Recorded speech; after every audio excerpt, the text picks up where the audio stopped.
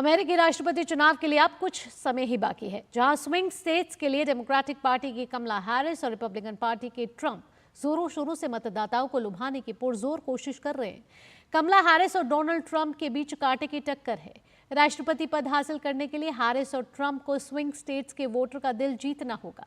America के 7 राज्यों Pennsylvania, Michigan, Wisconsin, Georgia, Nevada, Arizona और नॉर्थ कैरोलिना को स्विंग स्टेट्स कहा जाता है। इन राज्यों के पास सबसे ज्यादा इलेक्टर्स होते हैं। ऐसे में दोनों उम्मीदवार प्रमुख राज्यों में समर्थन जुटाने के लिए बड़े पैमाने पर रैलियां और जनसभाएं कर अपनी पूरी ताकत झोंक रहे हैं। दोनों नेता देशवासियों से अपने समर्थन में वोट मांग रहे हैं। बता दें कि अमेरिका में 5 नवंबर को राष्ट्रपति चुनाव होना है। अमेरिकी राष्ट्रपति चुनाव प्रक्रिया को कई प्रमुख चरणों में बांटा गया है, जिसमें प्राइमरी और कॉकस, राष्ट्रीय सम्मेलन, आम चुनाव अभियान और इलेक्टोरल कॉलेज वोट शामिल हैं।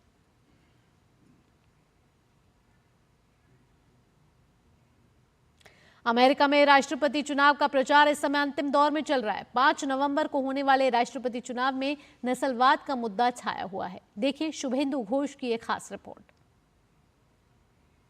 राष्ट्रपति चुनाव की कवरेज करते हुए हम अटलांटा पहुंचे हैं। अमेरिका आज खुद को दुनिया का सबसे महान और पुराना गणतंत्र बताता है, डेमोक्रेसी बताता है, लैंड ऑफ फ्रीडम और इक्वालिटी। लेकिन हमेशा से ऐसा नहीं था। 1960 और 70 तक रेशियल सेग्रीगेशन यहां होता था, जिसका मतलब है कि अगर आप श्वेत हैं तो आपके लिए अलग कानून और अगर अश्वेत हैं तो अलग कानून। और फिर आए doctor Martin Luther king junior और उन्होंने कहा, आई हैव अ ड्रीम, मेरा एक सपना है। बराबरी और नस्लीय हिंसा व भेदभाव से मुक्ति का सपना लेकर मार्टिन लूथर किंग ने 1950 के दशक के अंत में और 1960 के दशक में अफ्रीकी अमेरिकी लोगों के लिए कानूनी समानता हासिल करने के लिए एक अहिंसक आंदोलन का नेतृत्व किया। कहते हैं वो 12 साल जब doctor Martin Luther king junior ने अमेरिकी सिविल राइट्स मूवमेंट की अध्यक्षता की, उस दौरान अफ्रीकन अमेरिकन ने जितना प्रोग्रेस किया था उतना उन्होंने पिछले 300 साल में नहीं किया था। अब हम 2024 में हैं। हम समझना चाहते हैं कि रेसिज्म का क्या स्थान है अमेरिकी पॉलिटिक्स में। हमने अमेरिका में नस्लवाद को लेकर अटलांटा में कुछ प्रारंभिक मतदान केंद्रों पर मतदाताओं से बात की। अमेरिका में एक अश्वेत महिला होने के नाते ये देश हमारे ऊपर बना है, हमारे लिए नहीं। यहाँ नस्ल प्रमुख मुद्दा नहीं है, क्योंकि उनके समर्थक उस आधार में बड़े हैं। 2024 का संयुक्त राज्य अमेरिका 1950 के दशक के अमेरिका की तुलना में अधिक नस्लीय विविधता वाला देश है। लेकिन तीखे चुनाव प्रचार से यह भी दिखता है कि विविधता के साथ साथ यहाँ भेदभाव भी बना हुआ है।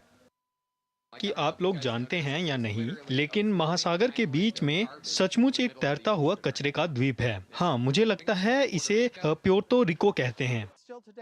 आज भी हम बड़ा अंतर देखते हैं। श्वेत जनसंख्या की तुलना में निचले सामाजिक आर्थिक विकास में कमी है।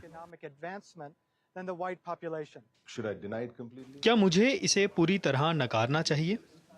देखा जाए तो यूएस में एक बार नहीं बल्कि 2 बार अफ्रीकी अमेरिकी मूल के राष्ट्रपति चुने गए और अब एक और महिला देश के सर्वोच्च पद के लिए दावेदार है।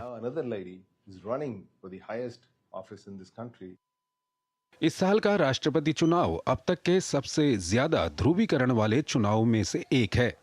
ये देखना बाकी है कि नतीजा विभाजन को भर पाएगा या पुराने घावों को फिर से हरा कर देगा।